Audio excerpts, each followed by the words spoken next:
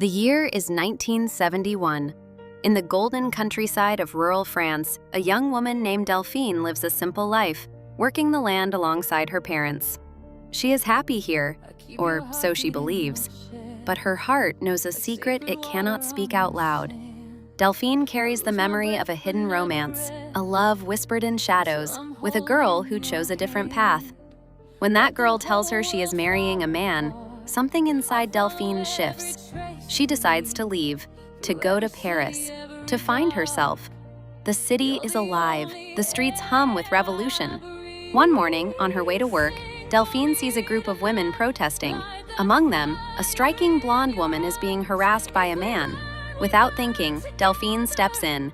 She grabs the woman's hand and together they run, hearts pounding, breathless, onto a passing bus. The woman's name is Carole. She is a teacher. Her eyes hold a fire Delphine has never seen before. She smiles when she says thank you, and something begins. Carole invites her to a feminist gathering. Delphine goes, curious, nervous, drawn by something she cannot yet name. They talk for hours that night over drinks. Carole is clever, passionate, intoxicating. She makes Delphine laugh in a way no one ever has. Before they part, Carole makes her promise to come to the next meeting. She does, and the next, and the next. Days turn golden. Between protests and stolen glances, between laughter and long conversations, Delphine writes to her best friend back home. She tells him about Paris, about the movement, about a woman, a magnificent woman named Carole. But then, the ground shifts. Delphine visits Carole's apartment and discovers the truth. Carole lives with her boyfriend. The news hits her like a cold wind. She pulls back, hardens, dares Carole into a dangerous mission instead, rescuing a friend's brother from a conversion center. The mission succeeds. That night, the group hides at a country house. Carole slips into Delphine's bed.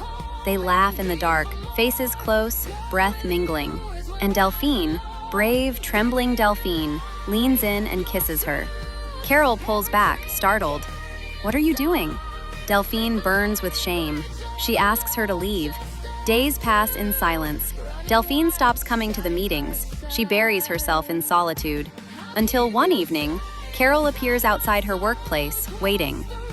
"I wasn't shocked by the kiss," Carole says softly. "I just wasn't expecting it." Delphine listens, heart in her throat.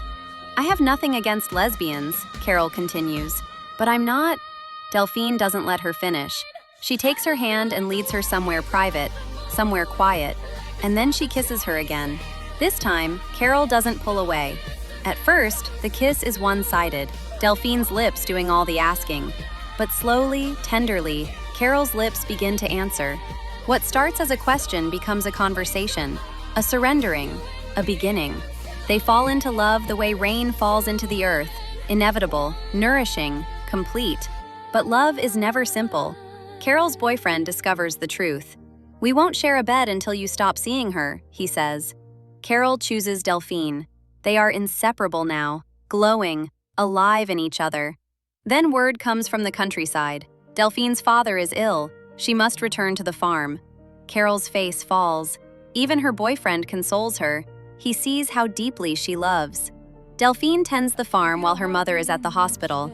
In a burst of longing, she invites Carole to visit. One weekend, just them. That weekend is everything. They make love in the golden fields. They laugh under wide country skies. They exist together, wholly, freely, away from the city's eyes. When they return, Carole's boyfriend ends things. She tells Delphine she is moving to the countryside. To her. Carole arrives at the farm. Delphine tells her mother a good friend is visiting. The mother gives Carole the best room in the house, though Carole spends every night in Delphine's bed. One day, Carole speaks to Delphine's father, a man who cannot move, cannot speak, and tells him proudly that she has come to take his daughter away, because she loves her. But the countryside tests them. Carole misses Paris, the noise, the life, the chaos.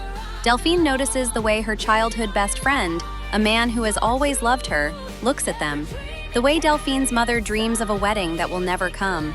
Carole asks why Delphine won't tell her mother the truth. Delphine says her mother couldn't bear it.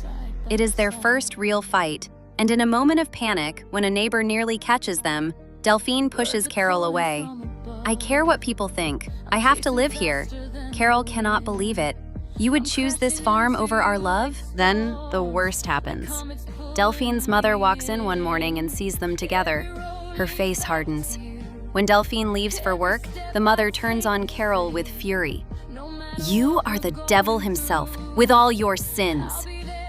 Carole is thrown out. She finds Delphine, tears streaming. "I'm leaving. I can't stay here anymore." And Delphine, with all the courage she has left, says, "I'm coming with you." They pack their bags, they board the train. The wheels begin to turn, but at the first station, Delphine hesitates. The weight of everything, her family, her fear, her old life, crashes over her. She steps off the train. Carole reaches for her. "Please, we are meant to be together." But Delphine stays on the platform, and when Carole realizes she is not coming, something inside her shatters. The train pulls away, carrying her forward, alone. Delphine returns home to her mother's smiling face, and the years pass. 5 years later, Carole has built a new life. She runs a clinic, teaching young women about their bodies, their rights. She lives with a woman who loves her. And then, one ordinary day, a letter arrives. It is from Delphine. She writes that she finally escaped her parents. She has her own farm now. She writes that if she could turn back time, she would get on that train. She writes that she never knew how much she would suffer after Carole left. But she walks forward now, carrying the weight of what was lost. She writes that she is proud of Carole, proud of everything she has done for the movement, proud of the woman she became. Carole reads the letter once, then again. Tears fall, but so does a smile.